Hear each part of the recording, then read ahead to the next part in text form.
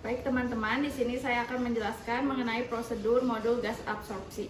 Yang pertama adalah mengisi umpan dari valve di wastafel, kemudian disambungkan ke tangki umpan, yaitu ember yang berwarna hitam.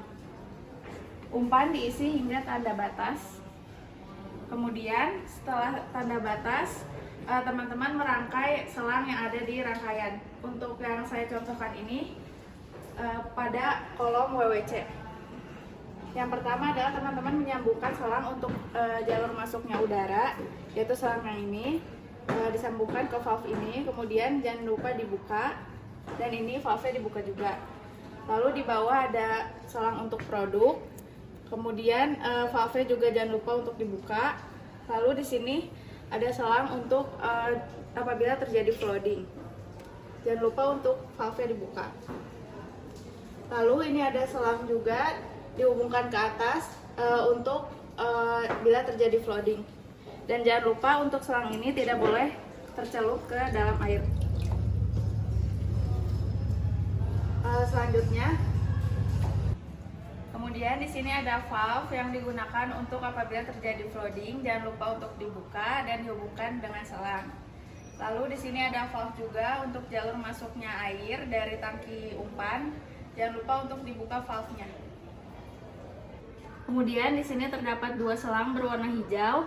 Untuk selang yang atas ini terhubung ke pompa sentrifugal, dan yang selang yang bawah dihubungkan ke tangki umpan. Kemudian jika akan dilakukan run, teman-teman menghubungkan kabel berwarna hitam ini ke sumber listrik, yaitu sebagai pompa sentrifugal, dan untuk kabel yang warna putih ini untuk kolomnya.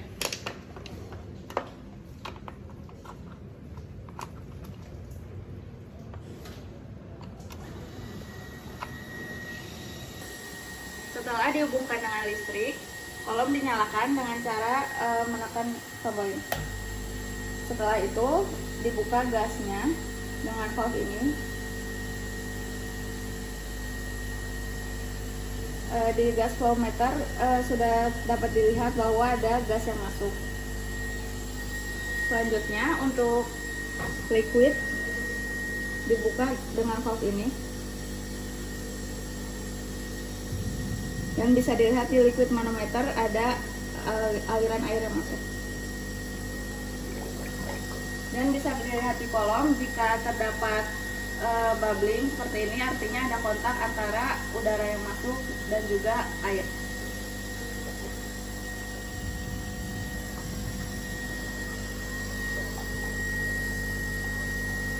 Lalu untuk selang dari produk dihubungkan ke tangki produk, yaitu ember yang berwarna abu-abu.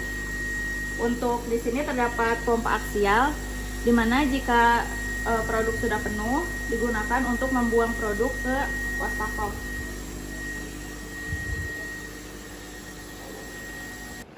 Lalu sekarang saya akan menjelaskan mengenai prosedur stripping. Untuk stripping itu yang membedakan adalah gas yang masuk merupakan nitrogen, namun tetap dihubungkannya di valve ini. Lalu nitrogen yang kita gunakan berasal dari tabung nitrogen di sini. Bagaimana cara membukanya? Yang pertama itu teman-teman membuka valve yang sebelah sini, sebelah kiri. Untuk di sini ada instruksinya. Kalau misalkan untuk menyalakannya itu diputar sini. Setelah itu teman-teman membuka valve yang ini.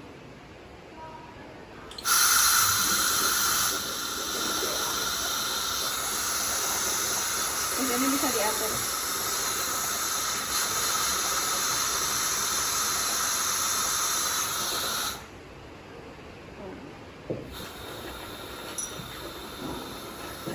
Kemudian di sini bisa dilihat jika terdapat bubbling, yaitu tandanya merupakan ada kontak antara cairan dan juga gas nitrogen yang masuk dari sini. Untuk stripping dilakukan di kolom PBC.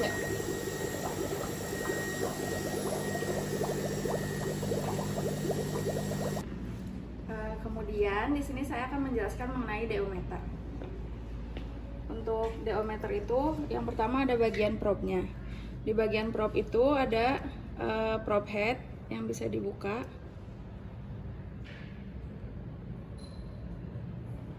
Di dalam probe head ini ada membran dan juga ada larutan elektrolitnya. Dan larutan elektrolit harus selalu terisi setengahnya.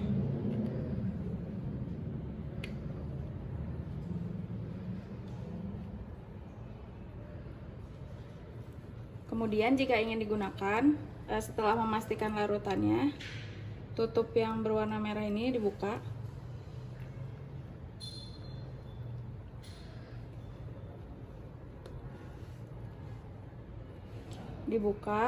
Lalu ditekan tombol power. Sebelumnya untuk menghubungkan kabelnya itu terdapat tanda putih, itu harus berada di atas.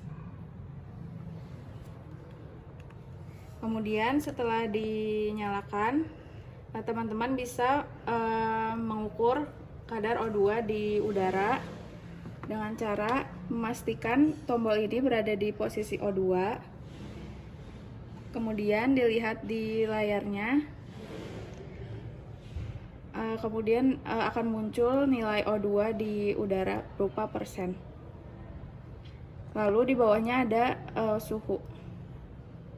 Setelah itu, jika ingin mengukur kadar O2 di dalam larutan, yaitu merupakan produk dari proses absorpsinya, pertama-tama dipindahkan dulu ke miligram per liter, lalu diukur.